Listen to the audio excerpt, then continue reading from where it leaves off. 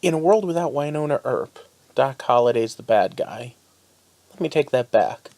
Maybe in any world, Doc Holliday's probably a pretty bad guy. Welcome to the heart of the stories we tell. My name is Rob, and tonight I will be reviewing episode 11 of Wynonna Earp Season 2, As Gone as a Girl Can Get. And, well, it's a wonderful life. If you don't get that reference, that's the story where someone wished that they had never been born and then found out that, hey, a lot of things would be much worse without them. And that's pretty much what this is. This is the big story of how much worse the world would be without Wynonna Earp in it. It's an interesting Elseworlds tale. Elseworlds were comic books that told alternate realities, and that's what this really is. But let's get started. So once again, it's stop. Spoiler time. So Rosie's still working for Doc, but as a captive instead of as a lover. Waverly's still around, and Officer Hot has the hots for her, but she's got a boyfriend. And Dolls and crew are still working as the Black Badge sheriffs. Seems good. So Doc wakes up, and Doc's the only one that remembers Wynonna. Well, at least that's what we think to begin with. See, there's some supernatural creatures that are capable of seeing through the changed timeline. And of course, it's these crazy witches, the widows, that can do it. So he gets locked up with one, and it's pretty batshit, really. I mean, there's some crazy ideas in here of what's going on. The sheriff's dead, and I don't even understand why Jeremy's even here. I mean, if you think about it, if they actually altered the timeline that Wynonna was never here, Jeremy would never be here. But okay, either way, Waverly finds one other person who tells her the truth. Bobo Del Rey. Remember when he woke up a couple episodes ago and I said they didn't do anything with it?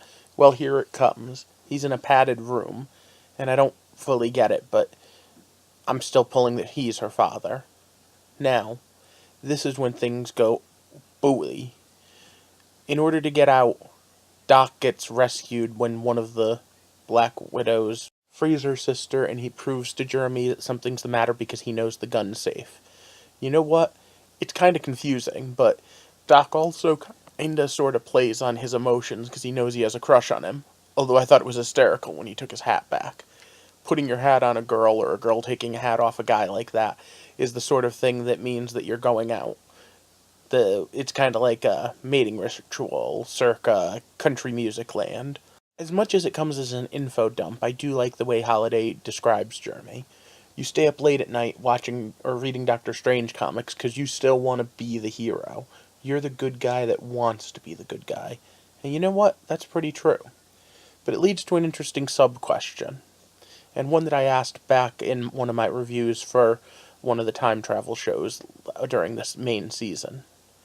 What would you do to convince yourself that you were real? That you were a time traveler, in this case, someone from another dimension? This time you're not even trying to convince yourself. You're trying to convince people that someone they don't know existed in a previous version of this timeline. What would you try to do to prove to your friend that you were really their friend?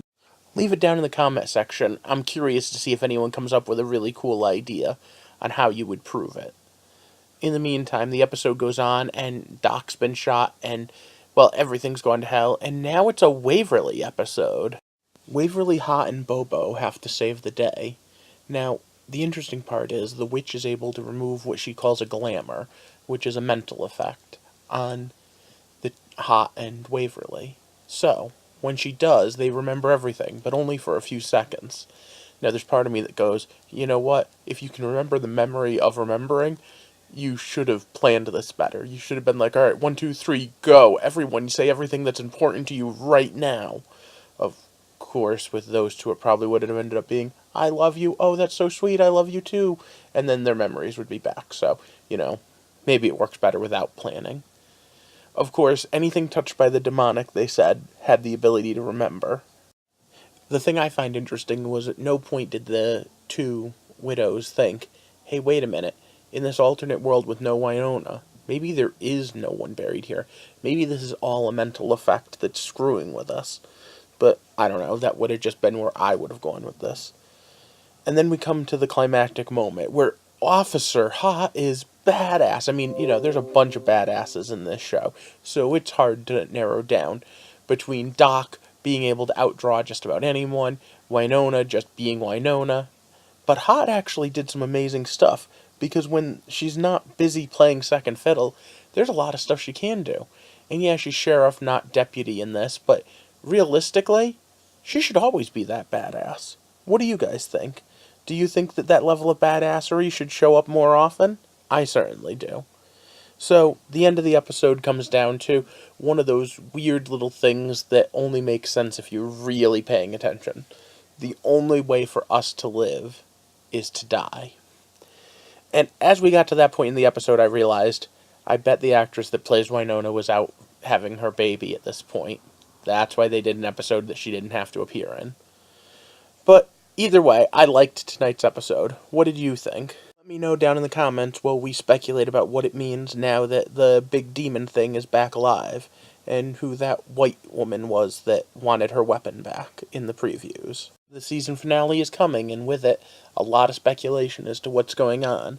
I'm pretty sure this is going to get renewed for another season. So, if like me you're enjoying watching it, I hope you join me here next year along with next week.